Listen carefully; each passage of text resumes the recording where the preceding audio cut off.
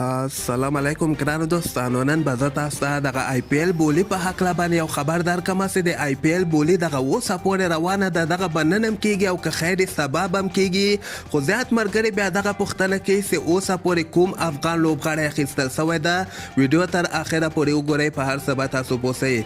زه به تاسو ته وایم چې د آی پی ایل بولي نن سهار ټایم کې 11 بجې د افغانستان په وخت باندې شروع سوی وله، خو دغلته یوه حادثه وسوله. هغه کس باندې یو قسمه حمله ور باندې راغله، خو هغه اوس جوړ ده، خو دغه بولي به که خیر بیرته شروع سوې ده او دغه به یو بل کس مخکې وړي، یعنې وړاندې به وړي. دغلته بعضې لوبغاړي اخیستل سوي دي چې په دغه کې شیکر دول د کینګز 11 پنجاب له خوا نه په 8 کروړه هندي پیسو باندې اخیستل سوی ده. روي اشوین د روی چیلنجر بنګلور له خوا نه 15 کروړه هندي پیسو باندې اخیستل سوی. پیټ کمنس هم بیا 2 کروړه تقریبا اخیستل سوی ده او کاګي سوراباده بیا کینګز 11 پنجاب په 9.25 کروڑه پیسو باندې اخیستل سوی، یعنی تقریبا 9 کروڑه هندي پیسو باندې د کینګز 11 پنجاب له خوا اخیستل سوی. د بل طرف ته ټرینټ بولټ بیا راجستان رویلز له طرف نه 8 کروڑه هندي پیسو باندې اخیستل سوی ده.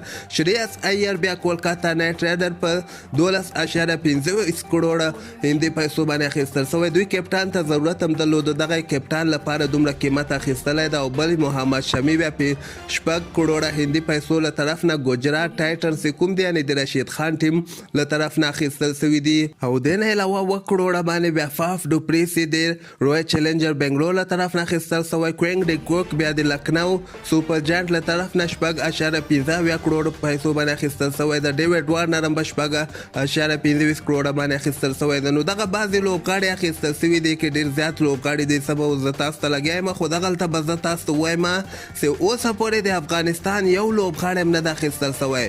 نو دغه بولي به که خیر نن به هم ترسره کیږي او سبا به هم ترسره کیږي. وخت ډېر زیات ده، امکانات خو ډېر زیات دي چې د افغانستان یو نیم لوبغاړی به واخیستل سي. خو دغلته آکاش چوپړا د هندوستان مشهوره لوبغاړی، پخوانی لوبغاړی هم تېر سوی، خو اوس تبصرې کوي په سټار سپورټ چینل کې. د بیا د محمد نبي په هکله باندې داسې ویلي دي چې ماته نه ښکاري چې محمد نبي کوم ټیم له خوا نه واخیستل سي، ځکه نبي وایي بګ بیش لیګ کې ناکامه سوی، پاکستان سوپر لیګ کې ما وایي دومره خاص پرفارمنس د نبي نه ده کتلی. نو ګورو خیر دغه بولي اوږده ده. فلحال د افغانستان یو لوبغاړی هم نه ده اخیستل سوی چې څنګه کوم لوبغاړی واخیستل سي ډایرکټ به زه تاسو ته په دغه چینل کې خبر درکړم.